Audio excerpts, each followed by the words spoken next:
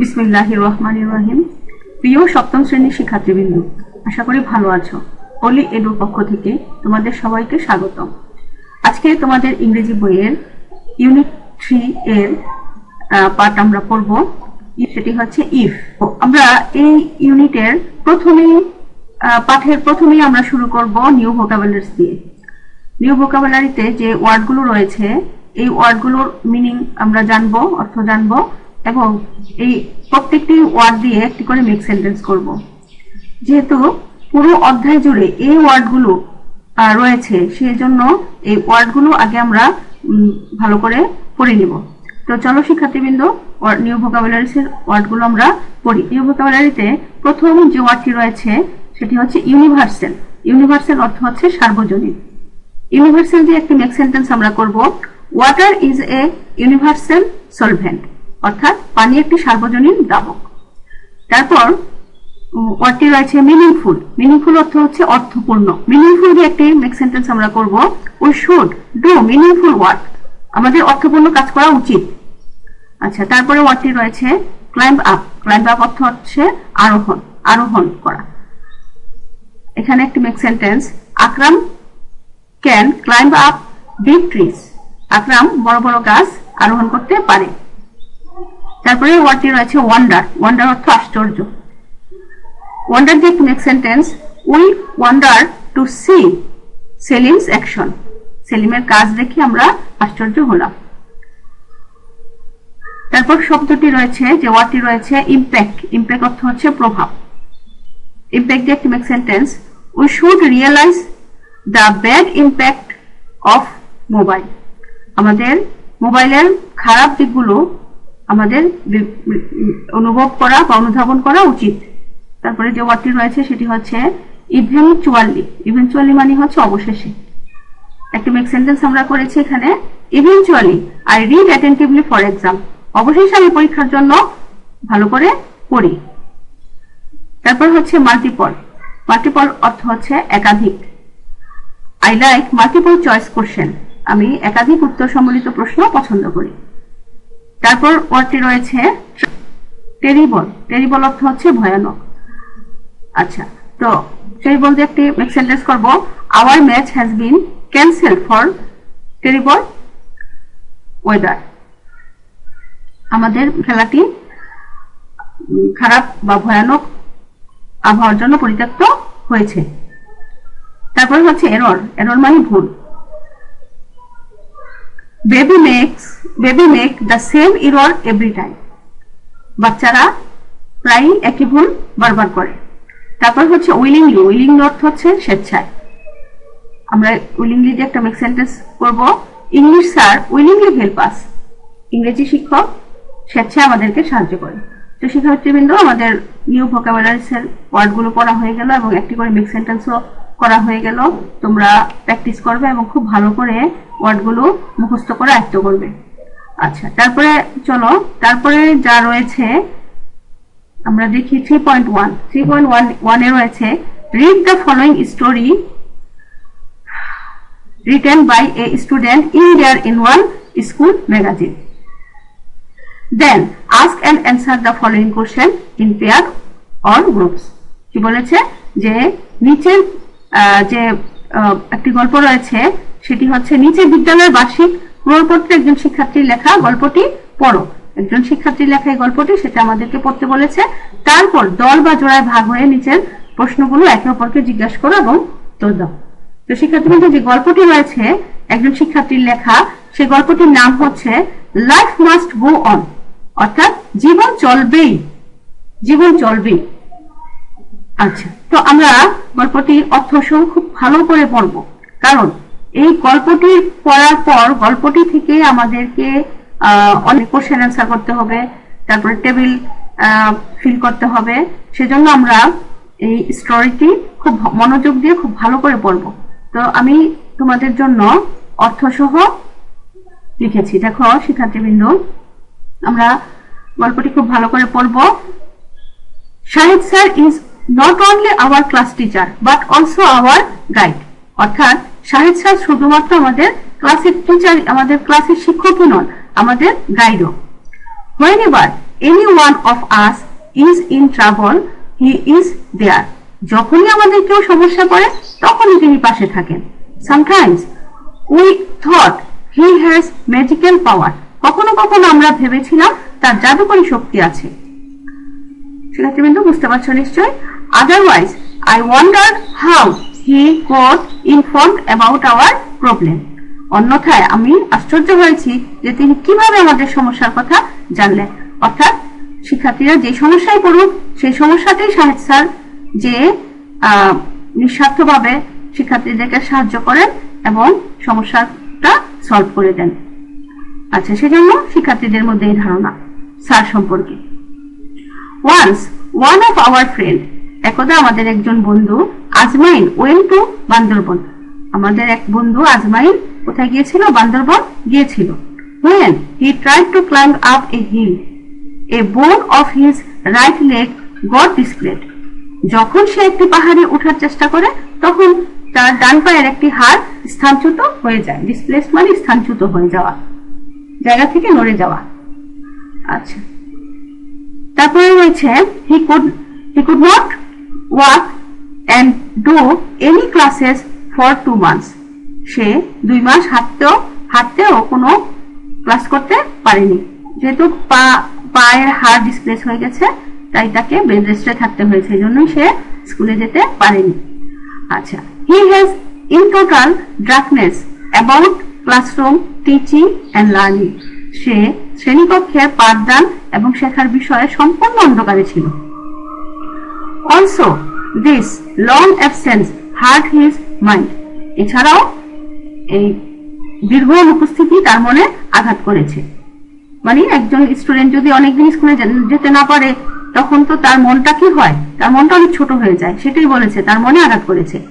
He had to pass a troubled time. সে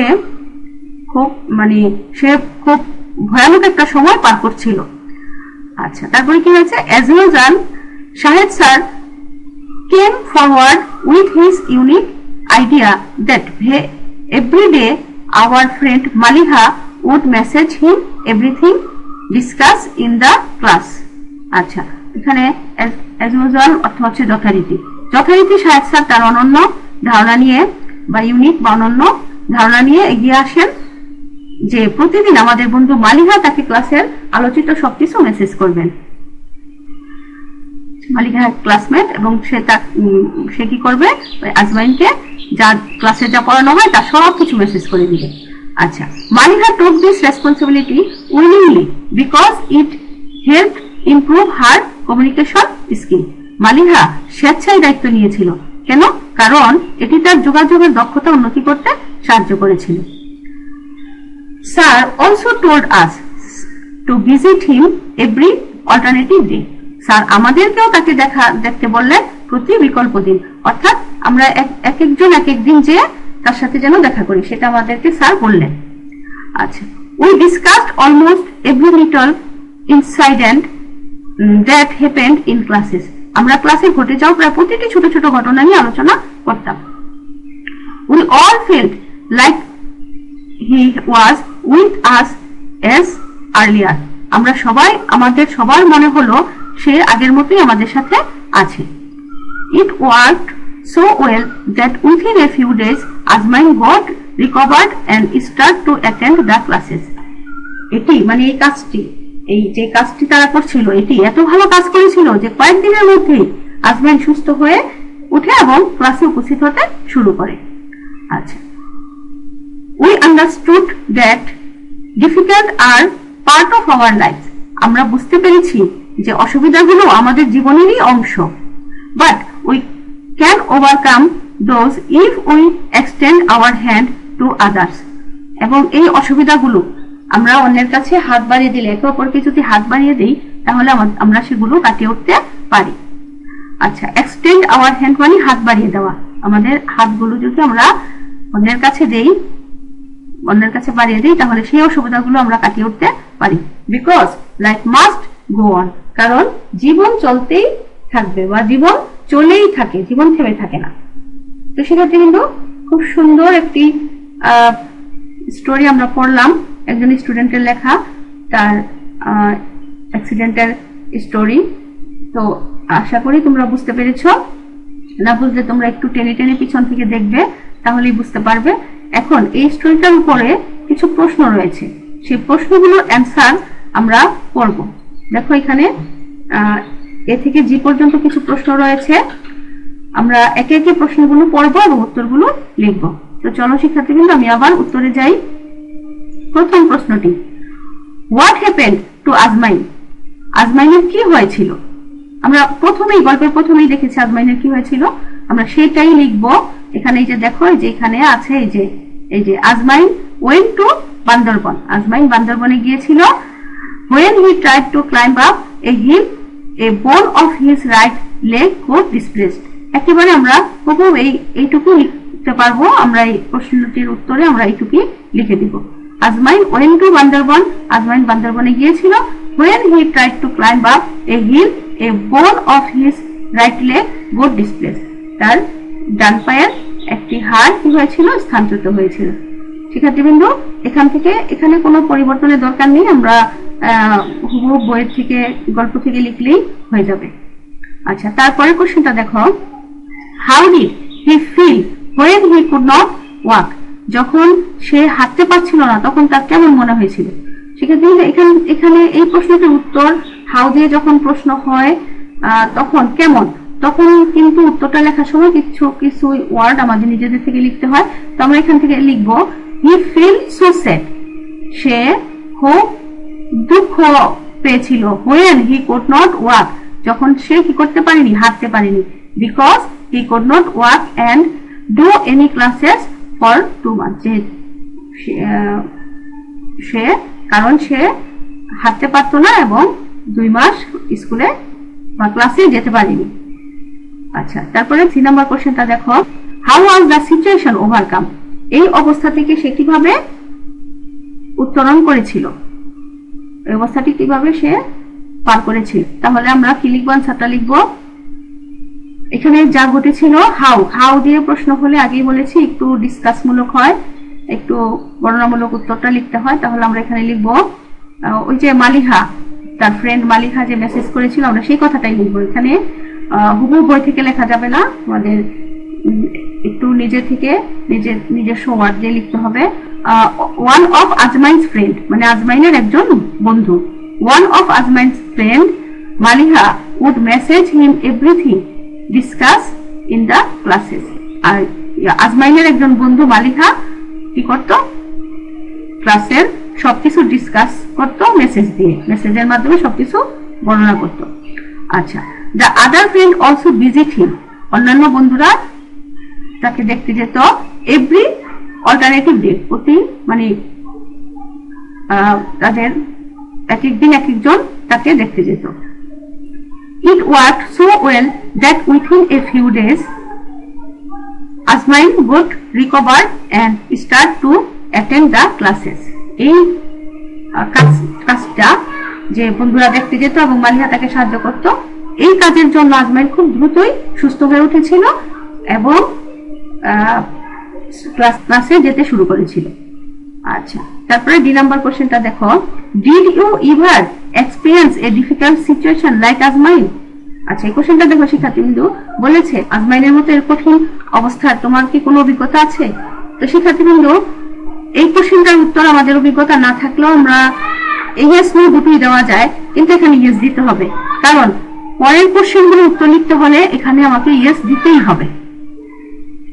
আচ্ছা, তাহলে আমরা অ্যানসারটিতে লিখব, yes I have an experience a difficult situation like আজমাইন। হ্যাঁ, আজমাইনের মতো আমার এই ধরনের কঠিন পরিস্থিতির অভিজ্ঞতা আছে।